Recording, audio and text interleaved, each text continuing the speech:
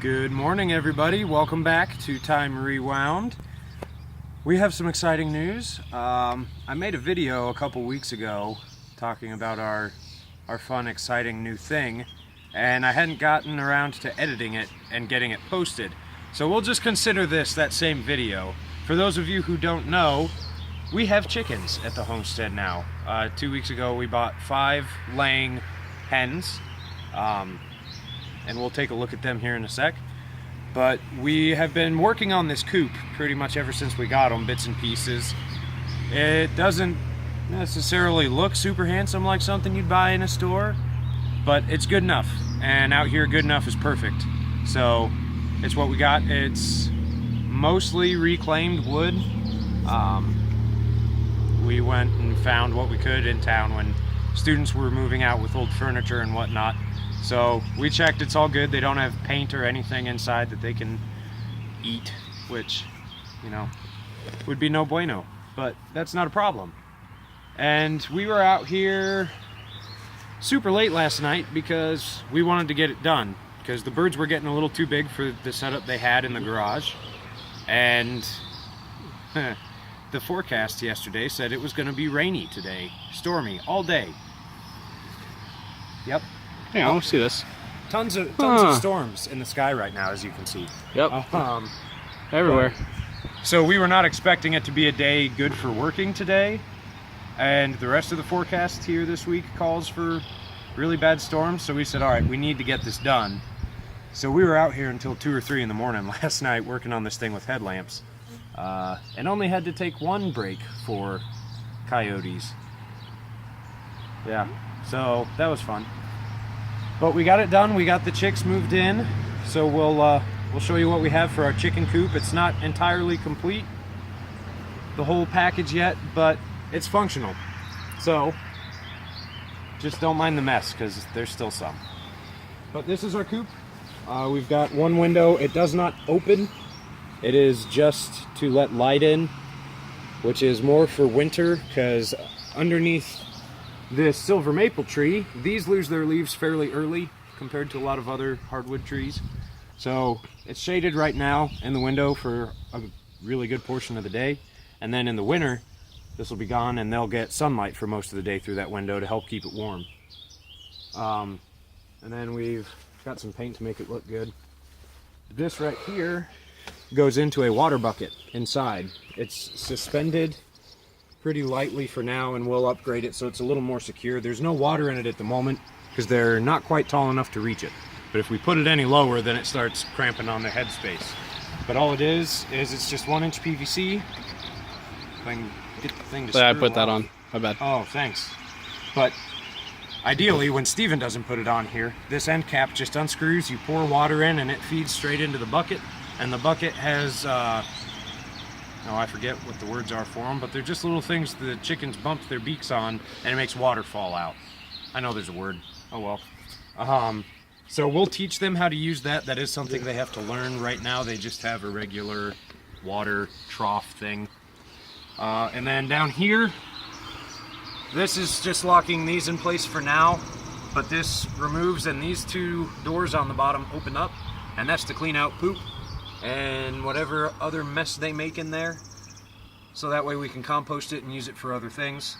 It is a wire floor. It's a 16 gauge 1x1 inch wire like we use on the chicken tractors, and then we have a very fine black plastic mesh type thing that lays on top of that so that their feet don't get sore on the metal. That can happen to chickens. We're just super paranoid about it because it's a big deal for rabbits, and we've dealt with it before and it's not fun. So there's still space for manure and waste to fall through, but their feet are already plenty big to work on it, and you'll see it when we peek inside. So that's that. We've got a lamp that comes in right here just while they're young. At night here in Iowa, the temperatures can be really unpredictable, so we just have a heat lamp to make sure that they do have the heat they need in the evening. Then how this is going to work, see, this is the stuff we put down for the floor, and this is left open intentionally during the summer so that they have some ventilation. Most of our prevailing winds here come from this direction And so that'll help just push air through, and there's some spots further down that way for it to go out. So the hottest air in the coop is getting moved out during the hot parts of the day. But then what's going to happen is here's a sliding door right here. So we've just got a nice big clip on it that's too strong for a raccoon to pull. So we just pull that. And there's our chickens. Well, there's one. Who's that? I don't know. One Eye, maybe? Maybe One Eye. We have one of the chickens is named One Eye, and it's not that she only has one eye, but for some reason in her development as she gets older, one half of her skull it just developed a little differently, so it's not the same shape or proportions as the other. So one of her eyes looks a little off, and it looks a little smaller, but otherwise she's developing just fine. She's actually the friendliest one we have, and she's one of the two that seems to be competing at the top of the pecking order right now. So, Well, while I'm here, we can show them yep, the coops, because we have them all blocked off with tarps on the back side. the nest boxes. Yeah, nest box. And then we have them blocked off here while they're little, so then we'll go in here and poop. And then here in about 2 weeks, we're going to get this done.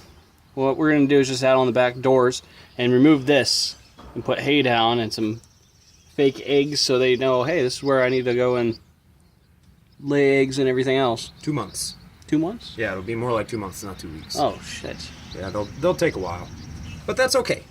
These are going to be laying hens. We're not planning to eat them in the near future, but both breeds that we have are dual purpose breeds, so they will produce a decent amount of meat. Yeah. While laying well. The water jug we were talking about. Yep. So these nest boxes, you don't need one box per bird necessarily if you're considering starting chickens and you know nothing about them like I did a couple weeks ago. But you don't actually need each bird to have its own nest, but we had the space for it, so we thought if we can do that and give them some comfortability and hopefully reduce the chance that they get too violent and competitive with each other, they each have a safe space they can go. Yeah. So, And that white thing right there, that's their little feeder for right now. yep. And behind the corner, which we'll get to in a little bit, there's going to be the water. Yep. That feed is also just a temporary thing. We have some 3-inch PVC pipe that we will also run through the wall that will also have a cap so it doesn't get rained in, so that we can just dump feed through it from the outside, and it'll have holes, well, it already has holes drilled into the top of it so that they can just treat it like a normal feed trough, so that it's big enough for them to get whatever food in there they want, but it's not big enough for them to just up and crawl out, which that's why it's not in there right now. They shouldn't be able to get out of it, but we don't want to take that risk. But the idea here is from this door, we have this little runway to the nest boxes, and then we're going to build a ramp right here from this door coming down. And then all these posts that you see right here, so all this area is going to get fenced in, and that's going to be a yard. So that when we want, probably most days, we'll have a roof on it so they're protected from aerial predators, hawks and such, and the rain. So that even if we can't sit out here with them all day, they have a secure area where we don't even have to go in the yard, because it's tall enough that we're going to make a door we can walk in, but then we don't even have to go in the yard to let them out. We just slide this and go boop, and they know to go down the ramp. And then at night, every night that they're out here, we'll put them back in before dark, before raccoons and coyotes and every other fussy critter comes out. So that's what's going to happen over here. It's kind of been our staging area. That's why it looks like a tornado hit it. But Tornado. the little one. The door sticks a little right now because it got rained on, so it's a little snug. But that's fine. It still opens. So over here, this is the back of the nest boxes. As Steven said, we have tarp over it right now just because we didn't need to get the doors on them last night, because the birds aren't even going to be in there until they're closer to laying age. So this is just to make sure, even though the front's blocked off, that rain and other animals don't come in and mess with them. But otherwise, it's the same blue tarp that we love to use, blue rubber, we call it tarp, but blue rubber mat that we use for the rabbit tractors. And we essentially just made these very beautiful, very symmetrical looking shingles And we tested it last night before all the rain came. I poked my head in and sat in there, and Steven dumped a bunch of water, and I had faith that his shingles would work, and they did. And then I came out and checked it this morning after we got a bunch of rain. It started raining like, what, 10 minutes after we went inside? Yeah. Yeah, we timed it perfect. But came out this morning at about 7:30, 8, right after the rain stopped, and it was still dry inside. So it may look a little rough. You may see some spots like that where you're thinking, oh, that's a gap. You messed up. It works. And so they have some better ventilation to go with it. Nothing much over here. That's just a wall. But then over here is how you access the other part of the coop, kind of their lounge area if they're not in the nest box. So you should actually be able to see them once we get this open. I'll go to this side. Hi, girls. Okay. Oh, company. They're company. Hi. One eye. Hi. Yep, that's Arna, also known as One Eye. That one that just ran up. This other one doesn't have a name. This is Noel, right there. There's Stunner is One in the back. the one way in the back. And then this one and that other black one don't have names yet. We're working on it. We're hoping, at least Arna, that we'll be able to... No, not Arna. Who is it? Noel. We'll be able to recognize her once her face fluffs fall off and she's fully feathered. Because that's mainly how we've been identifying her. But we're really excited. These just wood pellets. But the breeds that we got, the two black and white ones, are Barred Rocks. They're a heritage breed that's been around for a long time. They're supposed to be very good winter layers. No, you're not allowed to leave. Oh, that's nice. Just picked up poop and ran off with it. No, it's a string. Oh, okay. Oh, it's the sycamore seed stuff. But so the Barred Rocks are known historically to be a little bit more aggressive if you don't tend to them regularly and they don't get socialized. So we're making sure we socialize them, and so far they haven't really been a problem as far as being aggressive or anything. And then the other ones, the orange and tan and black ones, those are Americanas, also referred to as Easter eggers. If you know chickens, you've probably heard of these, but they lay really fun colored eggs, like all sorts of fun, crazy colors. Anything from pink to green to blue to brown to white and yellow. Usually they're kind of pale, like if you just dip an Easter egg in dye and leave it for just a little bit instead of letting it sit for 20 minutes. But that's what's really fun. Those are what Lauren really wanted when we discussed getting chickens. She really wanted Easter eggers. And I went to... What is that? Oh, it's a twig. Just make sure. Yep, it's a twig. But I went to Tyson's one day and was looking at the chickens. Steven was with me. And the only breed that they had that we were interested in were the Barred Rocks. So I came home and talked about it with Lauren, and she said, okay. So we went to get chicken stuff the next day. And I wasn't necessarily going to get chicks that morning, but when I got there, they had the Barred Rocks and the Easter eggers that Lauren wanted in the same thing, like in the same warming bin. So they were already socialized with each other. We knew they got along to an extent, and they were the two breeds that we really wanted. So I said, this is a sign. God wants me to get chickens today. So we got chickens that day. And we've been pretty pleased with them ever since. Good job, Noel. You show them who's who. Yeah, Noel is the other one who is competing for top of the pecking order. I'm pretty sure she's actually the one sitting there right now, but we'll get there. Oh, I just got taking a poop. Oh, good. It was a good video. Oh, good. But, yeah. So, this is the fun new thing we have going on here. Here's the inside of the coop. They have some roost bars so that when they're a little bigger, they sit up here at night. Kind of like the one was doing over there a minute ago on top of the feeder. But they roost up here at night because they feel safer when they're not on the ground during the evenings, feeling like they're hiding from predators. So you want to make sure you have those in there. If you don't, they'll live, but it keeps them a little more calm by and large. Where did everyone go? They went down. Huh? They left you. But, so this is our... They're fighting down there? They might be. Whoa!